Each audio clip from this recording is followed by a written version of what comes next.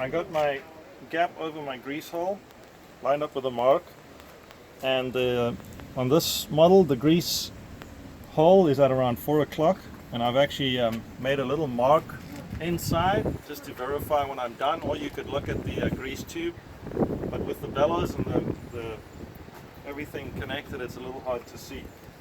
And so what you want to do is you want to just be very careful not to move that once you get it in, and make sure that the bearing doesn't rotate. And you pretty much, you can feel when the bearing just makes contact with the housing, and you just want to keep it straight.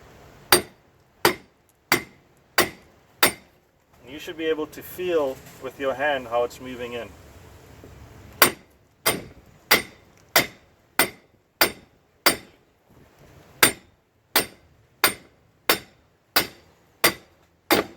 You hear that pitch change? It made a loud noise. The bearing is now fully seated. I'll just give it another tap just to make sure. Settle this down. And now everything looks pretty good in there. So how your alignment works now is take this off, a little tight from being used a lot.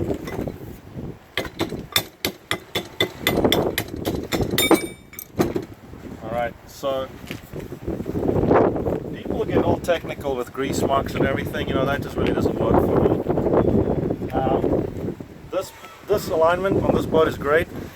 These are actually machined a little bigger than the drive shaft, so it gives you a little bit of movement.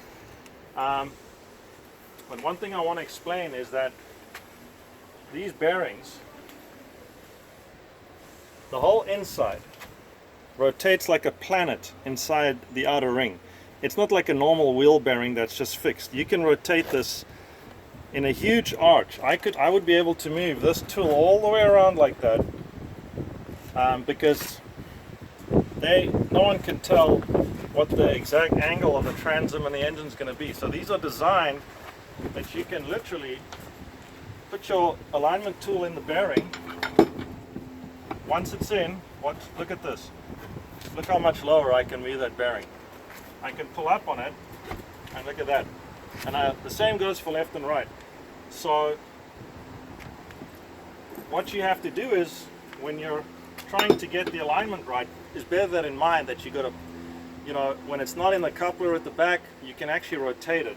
And once you get it lined up where the alignment tool is in the back of the motor, like it's all the way in, you can literally take your hammer and you can just tap it south, north, east or west, and between each one you just rotate the alignment tool until it frees up. So you could be all the way in, you could be happy, and it might still feel a little tight, and what you can do is just give it a wrap from the bottom and see if it tightens up, you're going in the wrong direction, you know. So then hammer it from the north and keep rotating and hammer, and keep going around until you've got the smoothest rotation like this. You know, that way the drive is just going to push right in. You're not going to battle to get it out, and the gimbal bearing is not going to get side loaded, and everything is going to work really well. If your engine alignment is out, it can be very, very time consuming, with a friend in the front playing with the motor mounts, someone at the back continually playing north, south, east, west. It can be very time consuming, but generally once you get it set, it'll pretty much stay for a couple of years at least.